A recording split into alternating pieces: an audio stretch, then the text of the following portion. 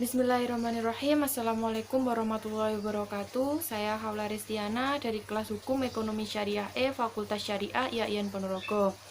Di sini saya beserta rekan saya Lela Abdatuzikin akan menyampaikan tugas dari mata kuliah Etika Profesi Hukum dengan judul materi Manusia, Kaidah Sosial, dan Kaidah Agama.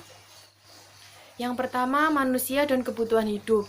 Manusia atau orang atau Homo sapiens adalah spesies primata dengan populasi yang terbesar, persebaran paling luas, dan dicirikan dengan kemampuan untuk berjalan di atas dua kaki serta otak yang kompleks yang mampu membuat peralatan, budaya, dan bahasa yang rumit.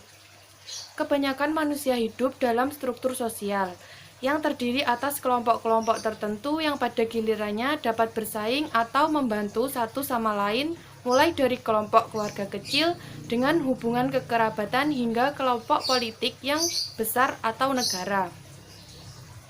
Interaksi sosial antar manusia membuat keberagaman nilai, norma, dan ritual di dalam masyarakat manusia. Keinginan manusia untuk tahu dan mempengaruhi lingkungan sekitarnya memunculkan perkembangan dalam filsafat, ilmu, metodologi, dan agama. Sesuai dengan fitrah manusia, kebutuhan manusia itu tidak terbatas, baik jumlah maupun macamnya. Hal ini disebabkan oleh beberapa faktor berikut, yaitu yang pertama, karena faktor kodrat manusia, 2 faktor alam dan lingkungan, 3 faktor lingkungan masyarakat, yang keempat, faktor perdagangan internasional akibat dari pesatnya perdagangan luar negeri atau internasional. Yang kelima, faktor demonstrasi efek.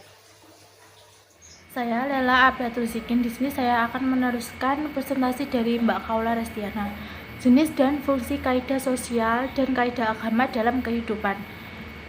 Kaidah sosial terdiri dari 4 macam. Di antaranya adalah yang pertama kaidah keagamaan, yang kedua kaidah kesusilaan, yang ketiga kaidah kesopanan, dan yang keempat adalah kaidah hukum.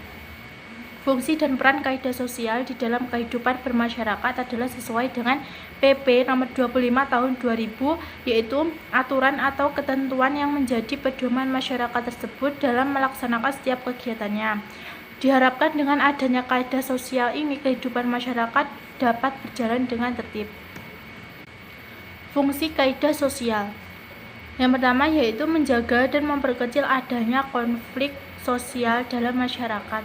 Yang kedua, kaidah sosial mampu mengontrol dan meminimalisir faktor terjadinya penyimpangan sosial. Yang ketiga, ketenangan serta keteraman hidup dalam masyarakat. Yang keempat, memberikan pedoman bagi masyarakat. Kaidah agama. Adapun jenis-jenis kaidah agama di Indonesia tergantung pada agama yang dianutnya, yaitu seperti yang pertama, kaidah agama Islam bersumber pada kitab suci Al-Quran dan hadis Nabi Muhammad SAW. Yang kedua, kaidah agama Kristen, Katolik, dan Protestan bersumber dari pada Alkitab. Yang ketiga, kaidah agama Hindu yang bersumber dari kitab suci Weda. Kaidah agama Buddha bersumber pada kitab suci Tripitaka. Yang kelima, kaidah agama Konghucu bersumber pada kitab suci Sishu dan Wujing.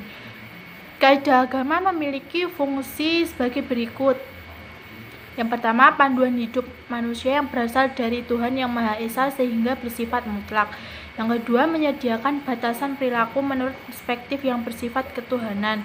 Yang ketiga, panduan hidup untuk mengatur hubungan antar manusia sekaligus manusia dan Tuhan.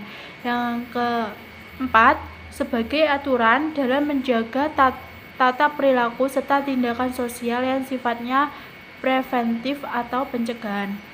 Sekian yang dapat kami sampaikan. Bila ada kurangnya, kami mohon maaf yang sebesar-besarnya. Wassalamualaikum warahmatullahi wabarakatuh.